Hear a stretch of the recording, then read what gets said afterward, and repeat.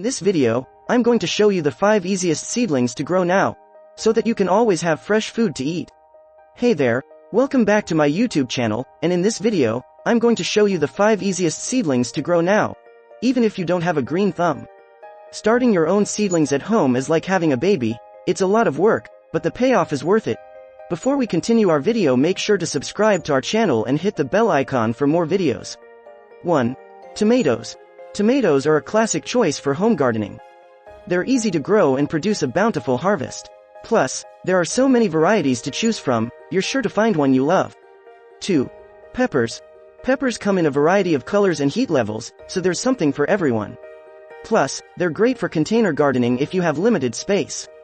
3. Eggplants. Eggplants are a wonderful choice for home gardening because they're easy to grow and produce a lot of fruit. Plus, they add a unique color and flavor to your dishes. 4. Herbs. Herbs are a must-have for any home gardener.